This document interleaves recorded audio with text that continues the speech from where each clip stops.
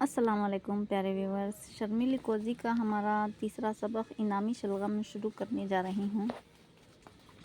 تو یہ دیکھیے انعامی شلغم کیا ہے اس کہانی میں، آخر ہم دیکھتے ہیں، پڑھتے ہیں، جانتے ہیں آخر اس کہانی میں کیا ہے، انعامی شلغم کے معنی کیا ہے اس کہانی میں، کون کون ہیں، کون سے کردار ہیں اس میں، ہمیں تو ابھی کچھ پتہ نہیں ہے، آگے دیکھتے ہیں، چلیے۔ بسم اللہ الرحمن الرحیم۔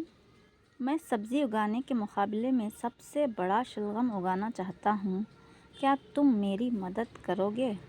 ابو جان نے خمروش اور ارحام سے کہا۔ ہم کیسے آپ کی مدد کریں؟ خمروش نے پوچھا۔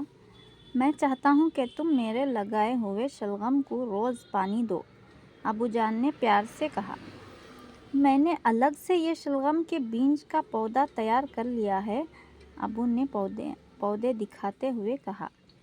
اب یہ باغیچے میں لگا دینے ہیں۔ خمروش اور ارحام نے ابو کو پودے لگاتے ہوئے دیکھا۔ دوسرے دن سے انہوں نے اپنے حصے کا کام شروع کر دیا۔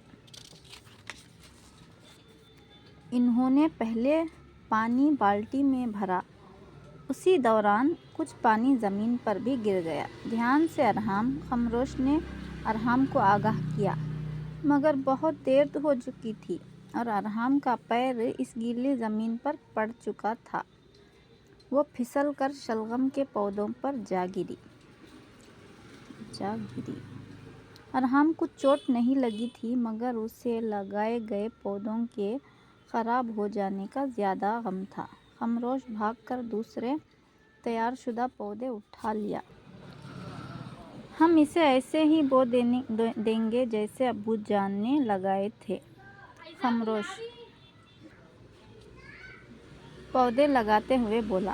جب ابو کو پتہ چلا کہ کیا ہوا تھا تو ہنسنے لگے اور بولے، اگر تمہارے لگائے گئے شلغم میرے لگائے گئے شلغم کے مقابلے صرف آدھے بھی بڑھتے ہیں تو تم کو یہ انعام مل جائے گا، اور یہ کہہ کر ہنستے ہوئے چلے گئے۔ خمروش اور ارحام بہت زیادہ خوش تھے۔ کیا ہم شلغم کا مقابلہ جیت سکتے ہیں؟ ارحام نے پوچھا۔ ہمارے لگائے ہوئے شلغم ذرا چھوٹے لگ رہے ہیں، کیونکہ ہم نے انہیں ابو جان کے لگائے شلغم کے بعد میں لگائے ہیں، خمروش بولا۔ کچھ دن بعد سارے پودے بڑے اور تندرست ہو گئے۔ اب شلغم کو باہر نکالنے کا وقت قریب آ گیا۔ شلغم بہت اچھے لگ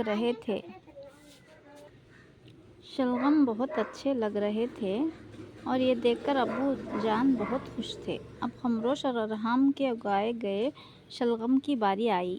ابو جان دونوں سے بولے، دیکھیں تو تمہارے اگائے گئے شلغم کیسے ہیں۔ انہوں نے بڑی نفاست سے اپنے شلغم کھود نکالے، مگر یہ کیا، یہ تو بہت زیادہ گول تھے اور نہ بڑے۔